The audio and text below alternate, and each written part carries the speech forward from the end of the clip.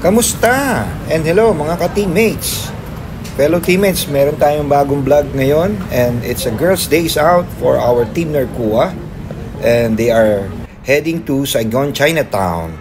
Since in this time of year, usually is our Vietnamese friends are celebrating the Tet holiday, also known as Lunar New Year, and internationally commonly known as Chinese New Year. So in this video, we were going to bring you and showcase to you how to travel going to Cholon. Cholon is the Saigon Chinatown, as the same in Manila. If you're in Manila, Chinatown is famously known as Binondo area. Here in Saigon, our Vietnamese friends call it Cholon area, Vietnam's largest Chinatown.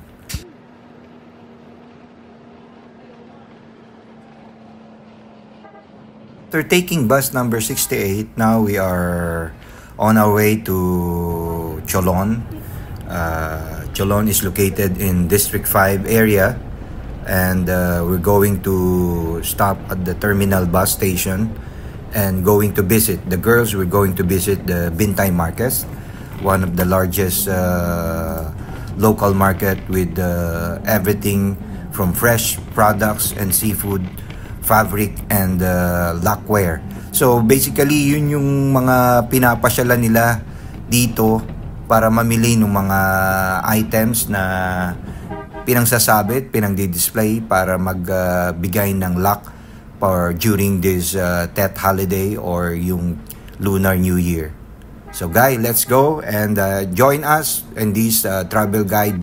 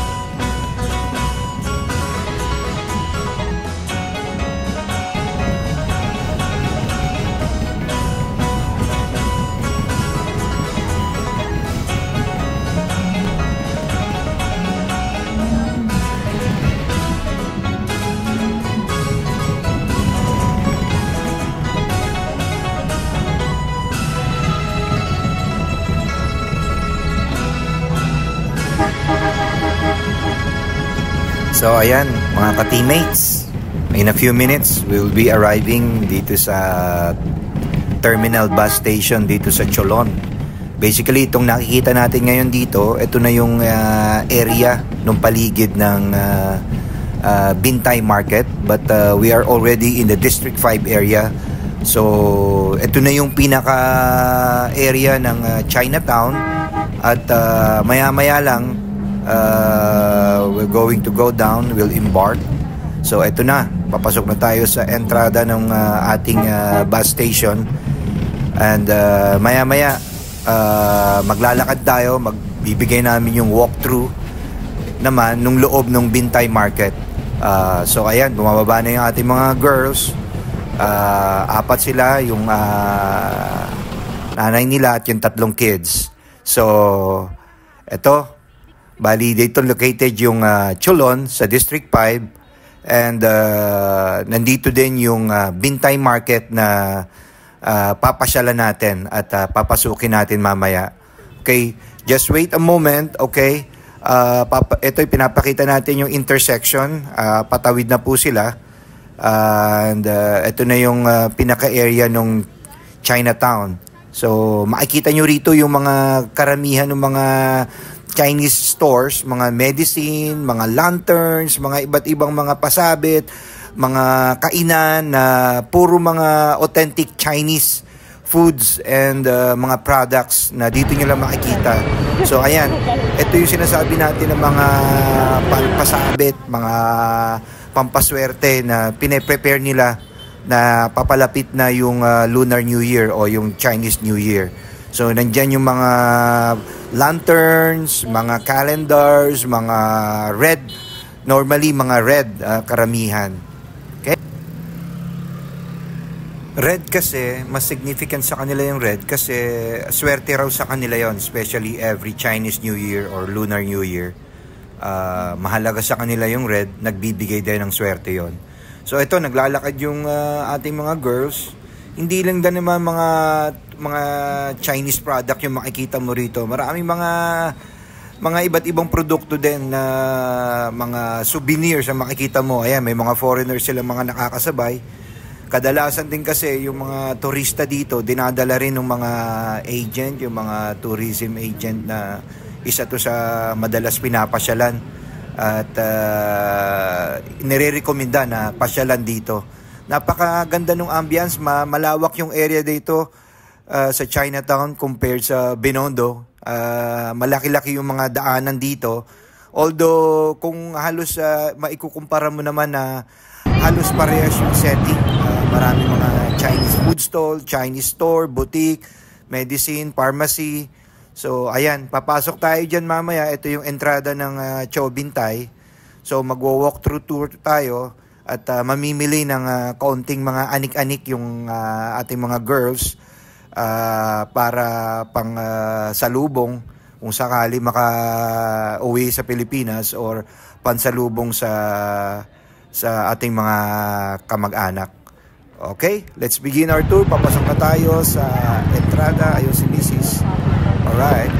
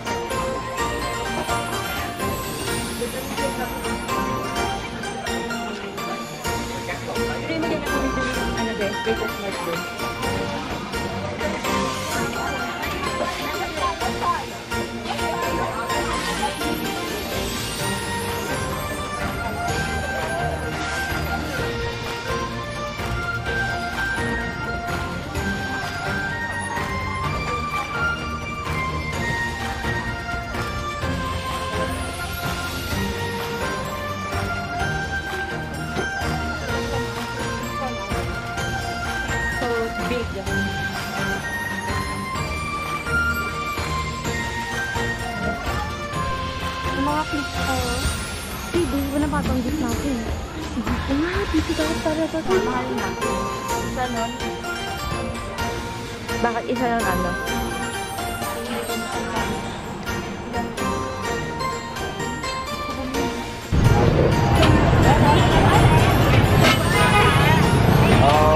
Cho uống rượu tàu.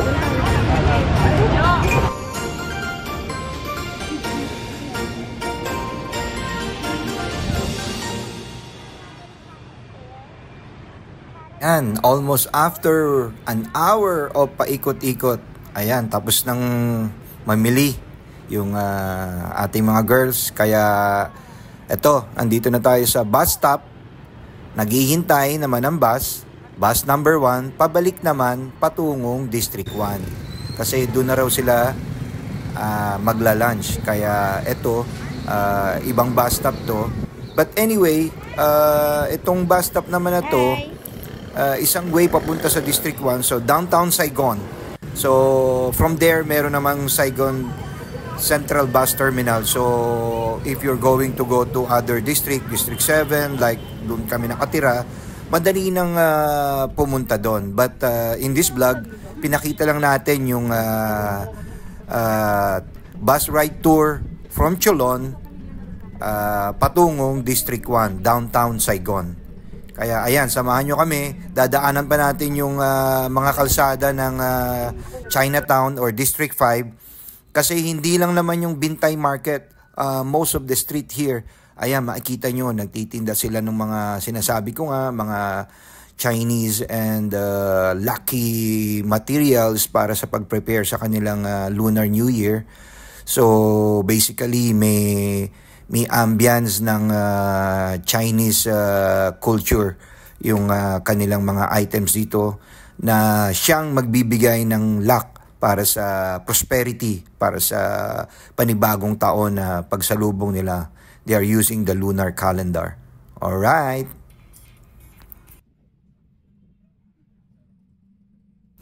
Pero gusto ko lang linawin na yung mga decoration na nakikita nyo ngayon dito sa vlog na to, ito yung nagkataon lang na dahil magcha-Chinese New Year or Lunar New Year, ito yung mga pampagood vibes nila. Pero most of the time, lahat naman dito, yung mga tinitinda dito, iba't ibang klase ng produkto din na mostly are Chinese authentic products na yung vibes mo pag nagpunta ka rito sa Chinatown is para ka nasa Hong Kong.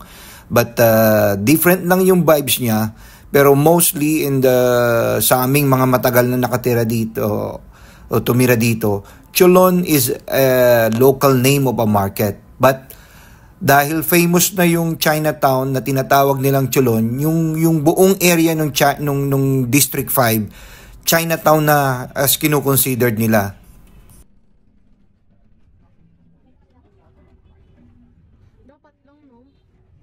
Tulad nitong Hai Tung Long ang street. Ito pa rin part ng Chinatown, pero malayo na ito doon sa Bintay Market. Pero as you can see, habang binabaybay natin yung kalsada, marami kang makikita mga shops, Chinese, Vietnamese, yung mga wholesale, retail na mga tindahan, pharmacy, medicine, iba't ibang items makikita mo rito. But yun nga, dahil nga Chinese New Year, mas preferred nilang magbenta ng mga decorations na pangpa-lucky para sa kanilang darating na celebration ng Lunar New Year. So ayan, ang saya-saya, ganda-ganda ng vibes. Okay, let's go!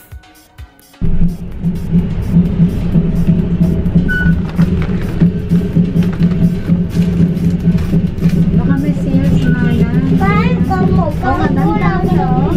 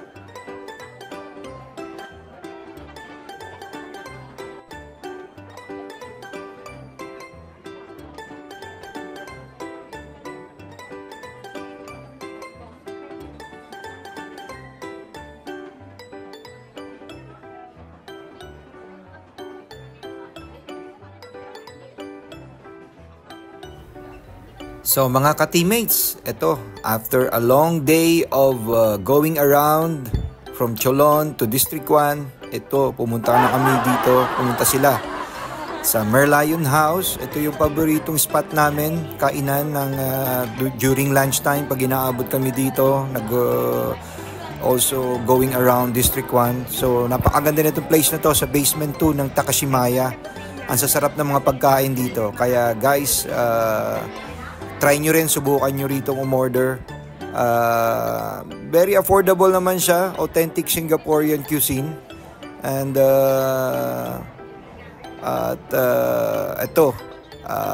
very refreshing yung mga food dito. Very delicious, napakasarap. Kaya guys, thank you for joining us in this vlog content. Sana nagustuhan ninyo yung pag-ikot natin sa Chinatown ng Saigon, also known as Cholon.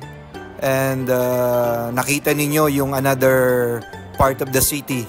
And until next time, this is the end of our vlogs, guys. And hopefully, magkaroon pa tayo ng mga maraming content na may bibigay sa inyo para may bigay namin yung buhay-buhay dito sa paligid ng Saigon. And always, ating kasabihan, teamworks make the dream works. And for that, See you again, guys.